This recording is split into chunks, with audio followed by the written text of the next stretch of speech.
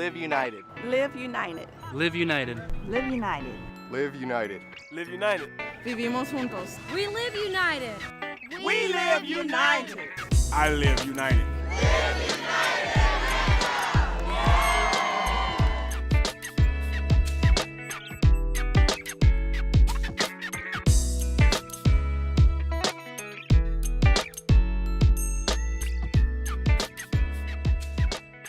Welcome to Live United. I'm your host, Kisha Stanley. The west side of Atlanta is in the midst of tremendous transformation. As the skyline changes with the new Mercedes-Benz Stadium, community stakeholders have joined together to ensure the surrounding community thrives and prospers. In August, Chick-fil-A Foundation and the Westside Future Fund and United Way of Greater Atlanta launched the Westside Volunteer Corps. It's a year-round program to mobilize volunteers inspired to be a part of the revitalization of Atlanta's historic West Side. These volunteers are making major strides across the West Side's 4 historic neighborhoods: English Avenue, Vine City, Atlanta University Center, and Ashview Heights. And they're focusing on some of the community's most immediate needs, including cradle-to-career education, mixed-income communities, health and wellness, and of course, safety and security.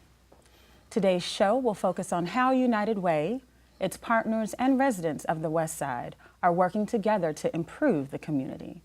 And in our second segment, we'll talk about the 25th anniversary of United Way VIP, the most established board training program in the city. Now I'd like to welcome to the show John Ahmann of the Westside Future Fund, Rodney Bullard from the Chick-fil-A Foundation, and Lisa Jones of House Proud. Thank you all for being here today. Thank you for having us. Well, I want to really jump right into it and really talk about something. John, I know you're really passionate about this.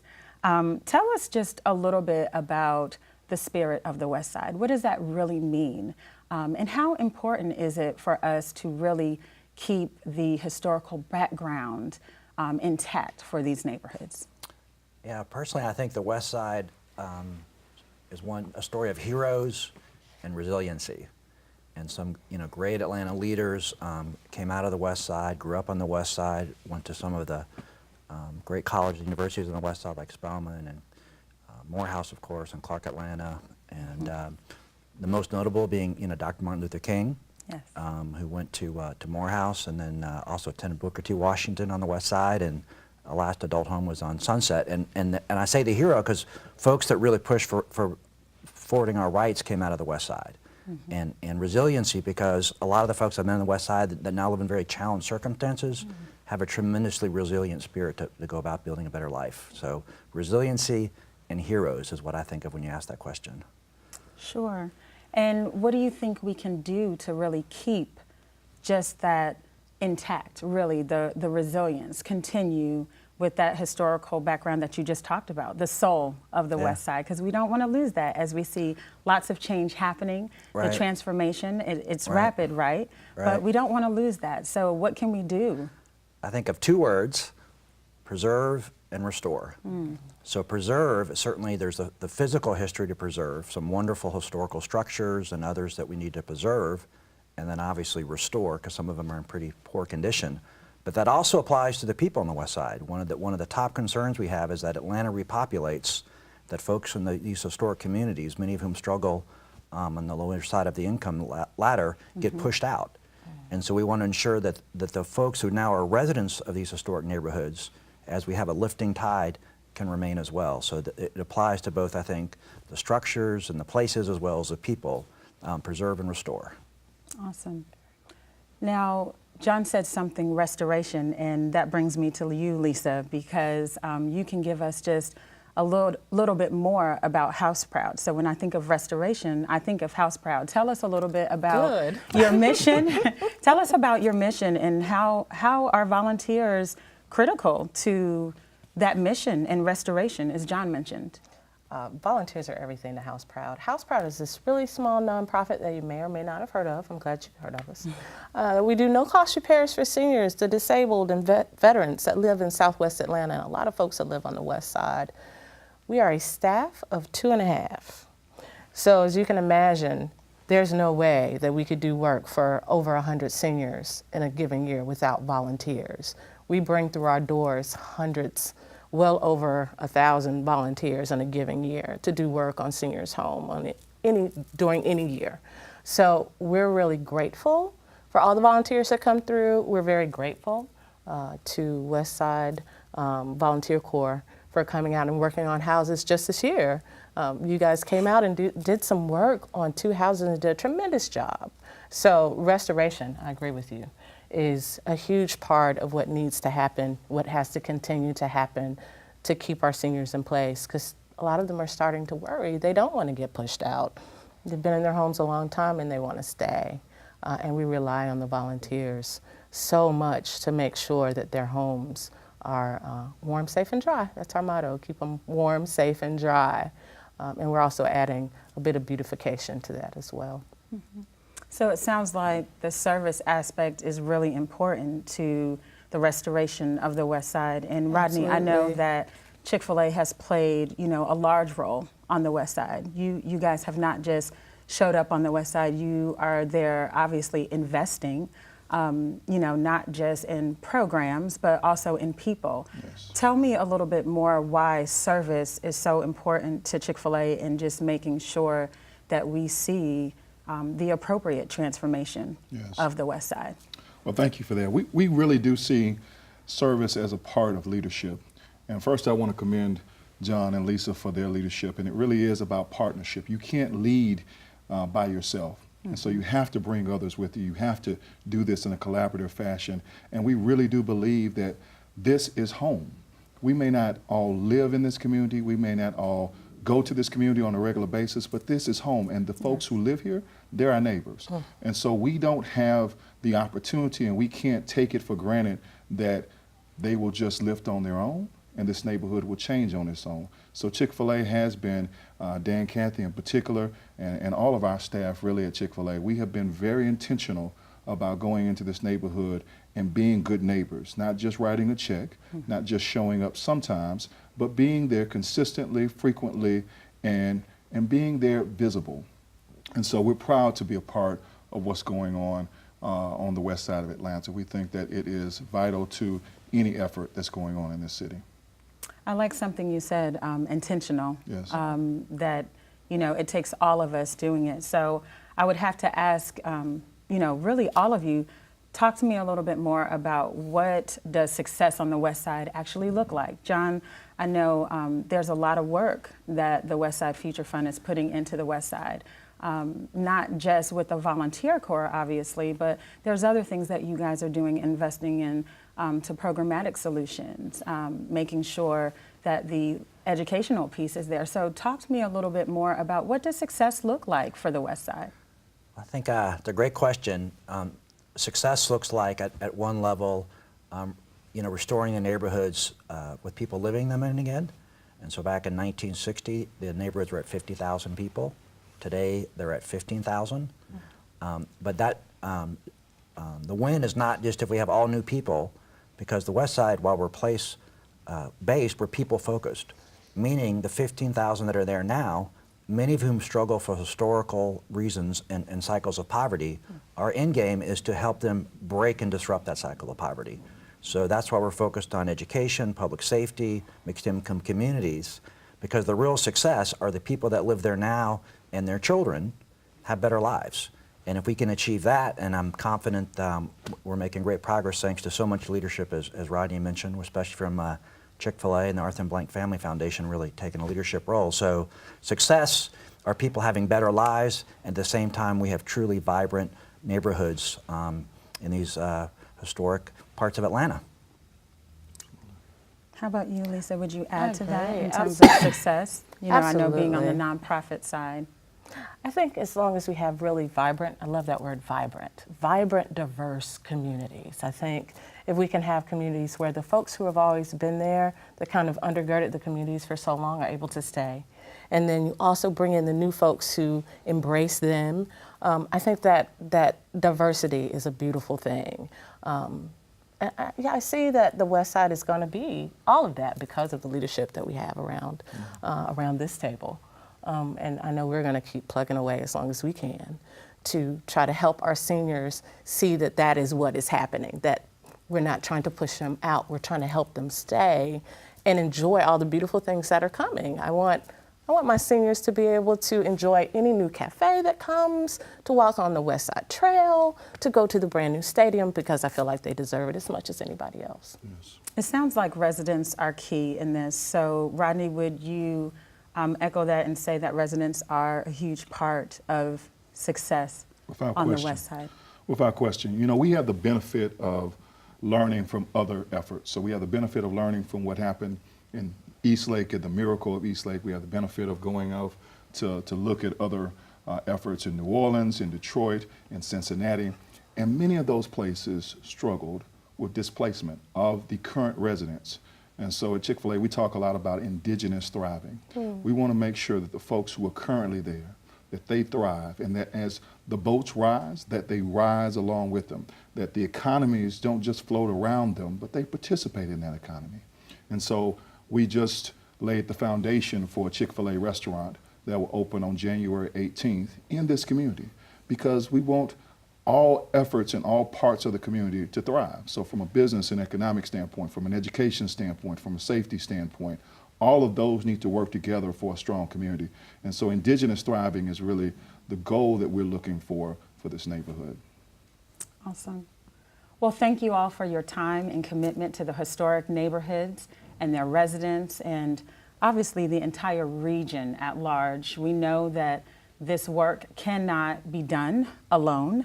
We know that our communities cannot thrive if our children are not thriving, and it cannot be done alone. So we know it's a collective work, and we thank each and every one of you for the work that you're doing on the West Side. Through the core, we bring the convening power and expertise of United Way in implementing successful volunteer programs to scale, and partner with the Westside Future Fund, the Chick-fil-A Foundation, and more than 60 community organizations like House Proud to make a real difference. Through the core, we will all ensure that we have babies born healthy, kids who read proficiently by 3rd grade, and teens who graduate from high school ready for college. And it's important that they are growing up in communities where people are educated, employed, healthy, and housed. If you're passionate about our city and building great communities, visit unitedwayatlanta.org to search for volunteer opportunities and how to get involved. When we come back from the commercial, we'll hear about the 25th anniversary of United Way VIP. We'll be right back. Hi, I'm Priya, the spokesperson for United Way. United Way and dedicated community partners have teamed up to create the Financial Capability Network, where trained financial coaches help people in our community become financially literate. That means teaching people things like how to track spending. I think I found the problem. Half of these are for gummy worms. It means teaching people how to build savings. Gotta start somewhere. And it means teaching people how to plan for the future. Wow, at this rate, when I'm 16, I won't have to shake my folks down for a car. United Way's Financial Capability Network is awesome.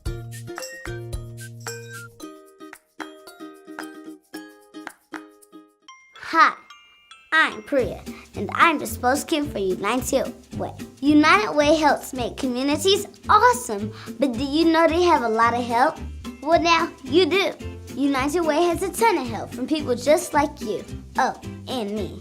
People like us, I like to call communitarians, because we care a lot about our communities. For us, caring means doing something. And United Way helps turn all of our caring into a whole heck of a lot of doing. United Way is powered by awesome communitarians. You should totally join us. And hey, I know the best way in.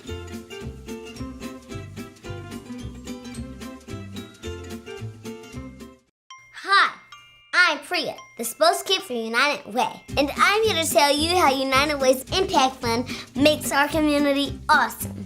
When you give to the Impact Fund, good things happen. We build teams of nonprofits to work together to help kids stay in school, make sure they have a doctor to go to, and help our communities become better places to live. So what are you waiting for? Give to United Way's Impact Fund to keep making our community awesome. Welcome back to Live United. In our first segment, we talked about the work underway to support the revitalization of Atlanta's historic Westside. This segment will take a look at our United Way Volunteer Involvement Program, also known as VIP. For 25 years, United Way of Greater Atlanta's VIP program has been providing effective board leadership training for professionals across the region. Since 1992, the program has trained more than 2,200 graduates and has connected them to nonprofit organizations across our 13-county footprint. VIP graduates come from some of the largest corporations across the city, and they are making huge impacts on the community organizations, adding diversity, professionalism, and regulatory wisdom. Recently, VIP celebrated a milestone anniversary with a gala attended by hundreds of alumni and other supporters of the organization. As VIP looks to the next 25 years, they are focused on continued individual enrollment as well as bringing the training program into corporate headquarters in partnership with employers. Today, we'll speak with the alumni of the VIP program, Maureen Sweatman of Mercer University's Center for Career and Professional Development, Charlotte King of Snowden and King Communication, and we're joined by Imara Canady of the AIDS Healthcare Foundation, where VIP-trained board members serve. Welcome to you all. Welcome. Thank you. So I really want to jump right in, Charlotte, and ask the question, what made you want to join VIP? And share just a little bit about your experience that you've had. I think I owe a debt to the VIP program because we relocated to Atlanta so that my husband could work for the Coca-Cola company. And so I was recruited into the VIP program, and it was the beginning of having friends here and knowing what was going on in the region. And it gave me a real focus. And my career, my professional contacts all began with VIP. Sounds like it's a strong network. Can you share a little bit about some of the programming? What did you find beneficial? What were some of the programming benefits that you found in VIP? Well, you have to understand that it's a 10-week program, so you're kind of thrown together with people that you've never met, but by the end of that 10 weeks, you're fast friends and you are doing everything together. We're resources to each other. Imara is one of my favorite people in the region. He has no shame to call me up. Dog ate my homework. I need you to show up to an event, and I'm just happy to do it. But the program gives you amazing training, and you're learning about nonprofit ethics and finances for nonprofits and other leadership training, and eventually Janice, our executive director, recruited me to become the marketing instructor for the program. It sounds like a very rich program, so I kind of want to stay there a little bit for you all to share the experience. One, it sounds like there's a lot of camaraderie. It's great that there's a class, so obviously you become close over that 10-week period of time, but can you also share just your experience? Tell our viewers about the experience. To piggyback off of what Charlotte says, I think the amazing thing is that, we live in a wonderfully giving corporate community. With some of the top global companies based here, with Coca-Cola and UPS and Porsche and others. And what VIP really allows or avails the opportunity is for middle management employees that are interested in being a part of the wonderful giving of this community to really strategically understand what that looks like. So a lot of folks say, oh God, I really want to be involved with this organization, or sometimes folks may get recruited because of their skill set or their talent set, but they really don't understand what that means to be a part of a nonprofit board. So to Charlotte's point, in a 10-week snapshot, but intensive snapshot, because it's like the struggle is real in VIP, but you really get a real understanding, but also really what I call a Bible to help you understand what is your legal responsibility when you join a nonprofit board, what is your ethical responsibility when you join a nonprofit board, and as somebody who is a board chair for a nonprofit board, what is your fundraising responsibility for a nonprofit board? So I mean, when you think about this 25-year history, one, I definitely agree with what Charlotte said. I mean, some of my closest friends have come out of our connection to VIP, but also it has really groomed what are now the next generation of nonprofit leaders, both on the board side, and interestingly enough for me, I came out of the political arena, and now it has put me in a place of being on the nonprofit leadership side. But it's because I had that basis, that infrastructure, the understanding, and the ongoing support. And I think that's really the other key piece. So it's not like the 10 weeks and then you're just dropped off. There's the continuing education that happens. There's the ongoing support that not just Janice, but the team at United Way, the trainers through VIP are still there. So if you've got that question saying, hey, I'm not really sure about this, Janice can connect you to somebody in that arena that can get you over that hump so that we can continue to, have our nonprofits flourish in this community. So I hear there's a lot of peer-to-peer learning.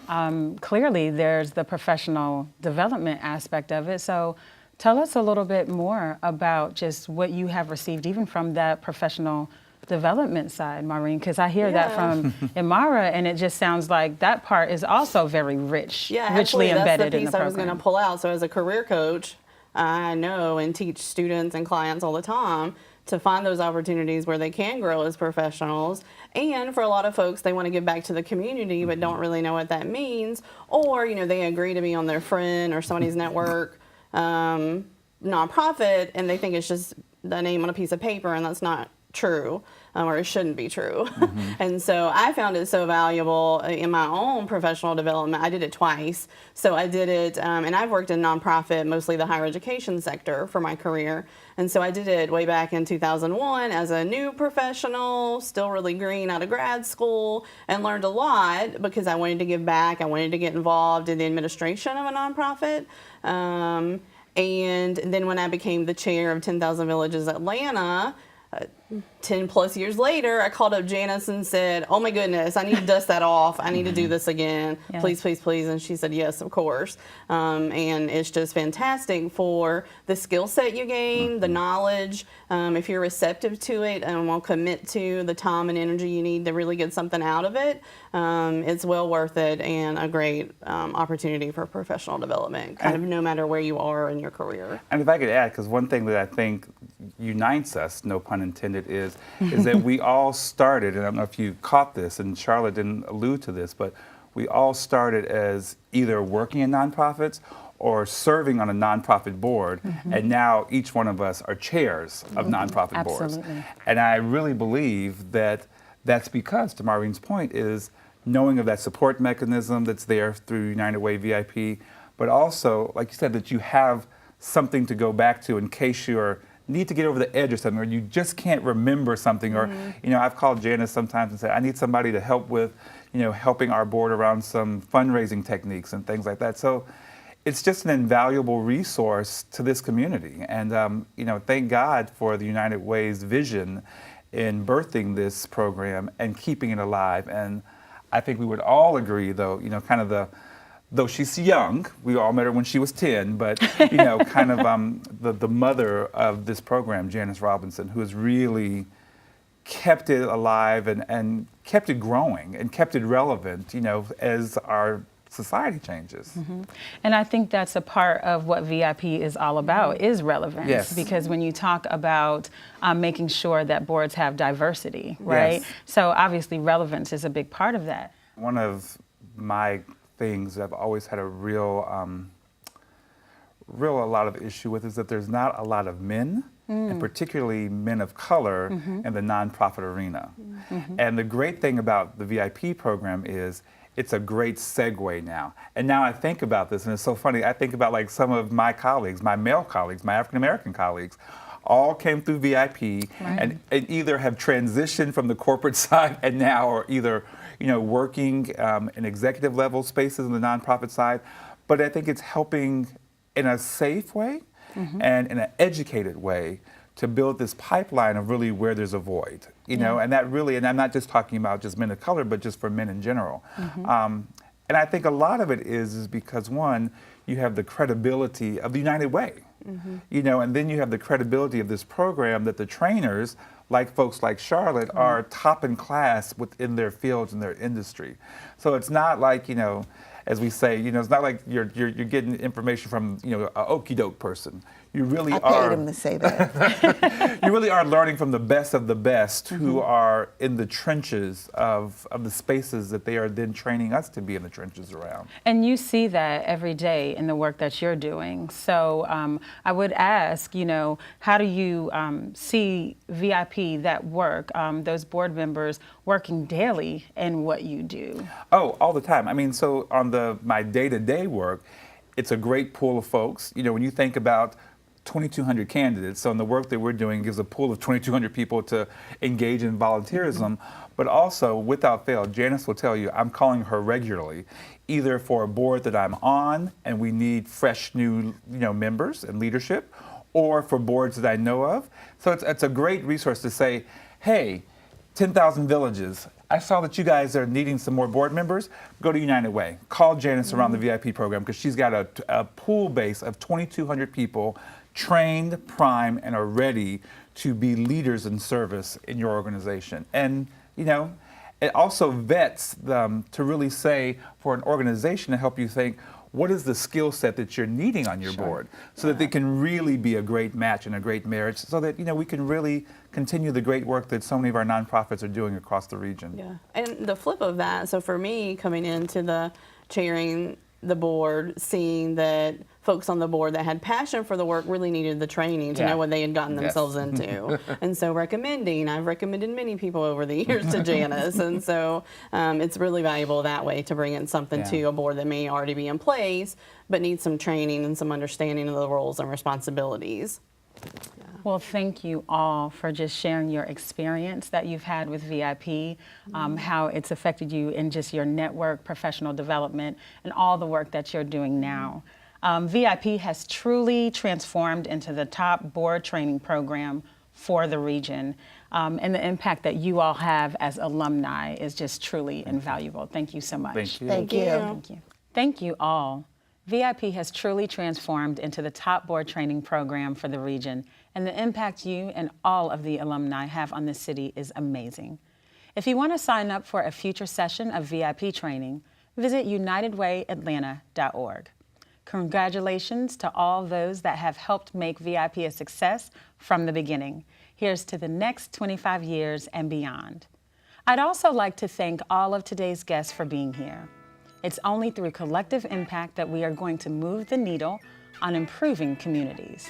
I'm Kisha Stanley, and we'll see you next time.